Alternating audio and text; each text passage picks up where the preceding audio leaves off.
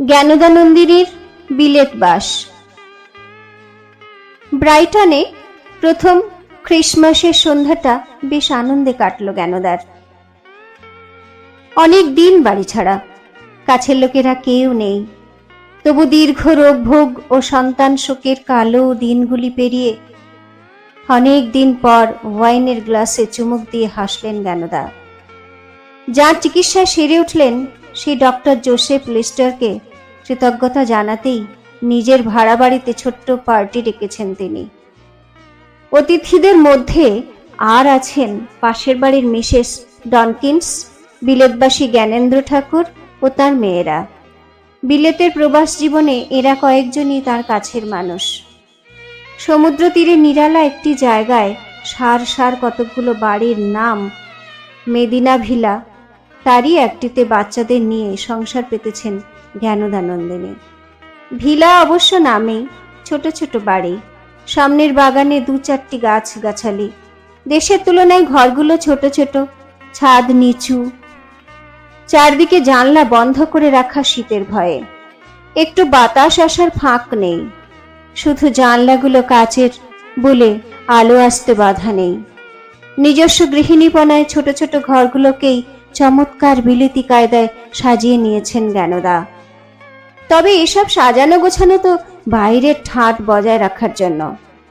মন ভালো রাখতেও এসব নিয়ে নিজেকে ব্যস্ত রাখেন জ্ঞানদা, কিন্তু আসলে তিনি মোটেই ভালো নেই। 3টি শিশুকে নিয়ে বিদেশ বিভুঁইয়ে একা বসবাস করতে গিয়ে হিমশিম খাচ্ছেন। উপরন্তু তিনি এখন অন্তঃসত্ত্বা। জ্ঞানদার মাঝে মাঝে রাগ হয় সত্যেনের ওপর। এরকম ভাবে কেউ নির্বাসনে পাঠায়? মাঝে মাঝে তার কান্না পায়, কেন যে সত্যেনের কথা শুনে এখানে চলে এলেন। সত্যেন ভাবুক মানুষ, সংসারের সম্বন্ধে তার কোনো কাণ্ডজ্ঞান নেই। বউ যে এখানে অথই জলে পড়ে হাবুডুবু খাচ্ছে সে বোধটাও তার নেই। ভরসা বলতে রামা চাকর আর 2-1জন প্রতিবেশিনী মেম সাহেব। ব্রাইটনে আসার আগে আরো 2-4 বার বাড়ি বদল করতে হয়েছে তাকে। জাহাজ থেকে নেমে প্রথমে উঠেছিলেন প্রসন্ন কুমার ঠাকুরের ত্যায্য ছেলে জ্ঞানেন্দ্রর বাড়িতে। জ্ঞানেন্দ্র খ্রিস্টান হয়ে রেভারেন্ড কৃষ্ণ বন্দ্যোপাধ্যায়ের মেয়েকে বিয়ে করে বাপের বিরাগ ভাজন হয়েছেন। সেই থেকে বিলেতেই বাসা বেঁধেছেন সপরিবারে। জাহাজ থেকে বাচ্চা কাচ্চা সহ জ্ঞানদাকে একা নামতে দেখে তিনিও চমকে উঠে ভেবেছিলেন এটা সত্যেন কি করল। জ্ঞানেন্দ্র কিছুদিন পর অন্য বাড়ি ভাড়া করে জ্ঞানদার থাকার ব্যবস্থা করলেন। জ্ঞানেন্দ্রর 2 তরুণী মেয়ে সতু আর বালা মাঝে মাঝেই জ্ঞানদার কাছে চলে আসেন, ওকে নিয়ে পাড়া বেড়াতে বেরোন। জ্ঞানদাও ওদের আসার পথ চেয়ে বসে থাকেন। বিলেতের ভাড়া বাড়িতে বাড়িওয়ালির সঙ্গে খাবার জোগানের চুক্তি থাকে বলে জ্ঞানদাকে রান্না বান্নার ঝামেলায় যেতে হয়নি। কিন্তু ছেলে মেয়েদের পড়াশোনা অসুখ বিসুখ সামলাতেই এসে অবধি নাজেহাল হয়ে পড়ছেন তিনি। তার উপর কিছুদিনের মধ্যেই তীব্র শীত এসে পড়ল। জানলা দিয়ে প্রথম বরফ পড়া দেখে জ্ঞানদা দারুণ উত্তেজিত। সব লোকজন রাস্তায় নেমে পড়ে বরফ গায়ে মাখছে। আনন্দে তিনিও ছুটে বাইরে বেরিয়ে পড়লেন। গায়ে তখন শুধু একটা পাতলা সিল্কের শাড়ি। বাড়িওয়ালি বারণ করলেও না শুনে তিনি আনন্দে বরফ কুড়োতে লাগলেন। তারপর রাত থেকে ধুম জ্বর, গা ব্যথা, ক্রমশ জ্বর বাড়তে লাগলো আর হাত পা ফুলে লাল হয়ে গেল। রামা চাকর ডাক্তার ডেকে আনলেও খুব একটা উন্নতি হলো না। হাতে ঘা হয়ে বিছানায় শুয়ে কাতরাতে লাগলেন জ্ঞানদা। বাচ্চাদের কান্না শুনে একদিন পাশের বাড়ির মিস ডনকিনসন দেখতে এলেন। জ্ঞানদার বিপন্ন দশা দেখে অবাক। ডনকিন্স জিজ্ঞেস করেন, তুমি একা একা বাচ্চাদের নিয়ে এদেশে এলে কেন? জ্ঞানদা কাতর স্বরে বলেন, আমার স্বামী আমাদের পাঠিয়ে দিয়েছেন বিলিতি আদব কায়দা শেখার জন্য। বাচ্চাদের এখানকার স্কুলে পড়াতে আর চাই আমরা। তাই বলে এভাবে একা একা অচেনা দেশে বাস করা যায়? তুমি তো ভালো করে ইংলিশ বলতেও পারছো না। গরম জামা না পরে কিভাবে বরফের মধ্যে নেমে গেলে? Poor lady. ডনকিন্সের মায়া হয় এই ভারতীয় মহিলার জন্য, যে নিজেকে বাঁচাতে জানে না, সে বাচ্চাদের বাঁচাবে কি করে? তিনি হাল ধরতে এগিয়ে না এলে সে যাত্রা জ্ঞানদা বাঁচতেন কিনা সন্দেহ।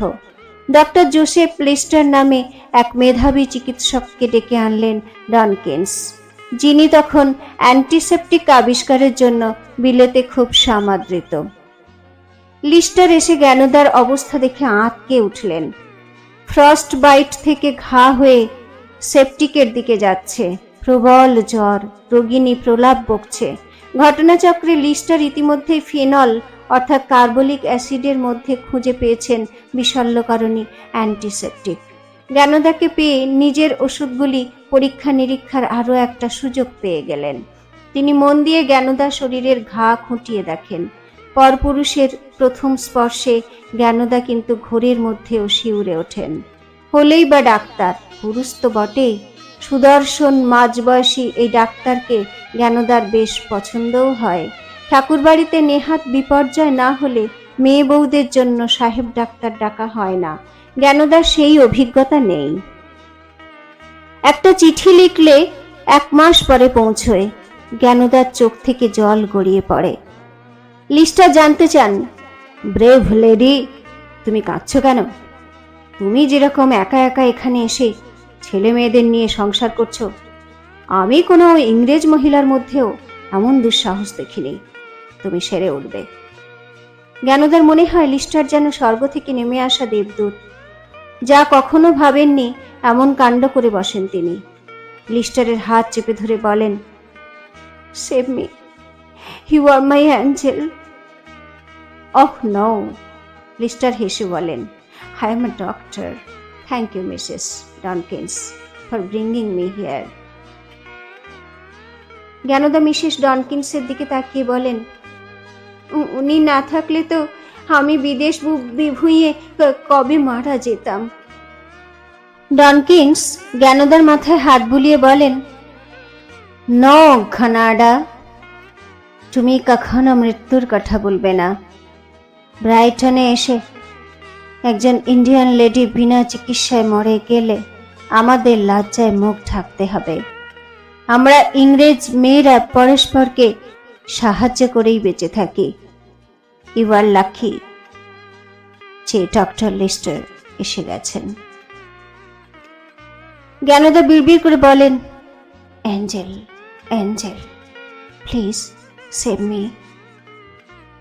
লিস্টার বললেন, মিসেস টেগার, তোমার ফ্রস্ট বাইট ইনফেক্টেড হয়ে গেছে, তাই অন্য ডক্টর সারাতে পারেননি। আর আমি এতদিন ধরে গবেষণা করছি যে কি করে উন্ড ডিসইনফেক্টেড করা যায় তাই নিয়েই। ফলে আমি যে ওষুধ দেব অন্য ডক্টর তা দিতে পারতেন না। You are really lucky. Tonkins বলেন, ডক্টর, তুমি যে ওর উপর এক্সপেরিমেন্ট করছো নিজের ইচ্ছে মতো, এইসব ড্রাগ তো এখনো অ্যাপ্রুভড নয়। কোনো ইংরেজ মহিলার ওপর এই এক্সপেরিমেন্ট করার পারমিশন সহজে পাবে না। এতে কোনো রিস্ক নেই তো? লিস্টার চটে যান, তোমাদের যদি আমার উপর ট্রাস্ট না থাকে আমি চলে যাচ্ছি।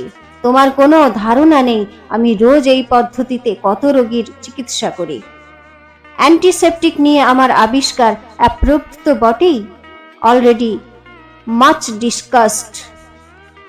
উন্ড ড্রেসিংয়ে কার্বলিক অ্যাসিড ব্যবহার করে আমি অ্যাম্পুটেশন পেশেন্টদের ডেথ রেট অনেক কমিয়ে দিয়েছি।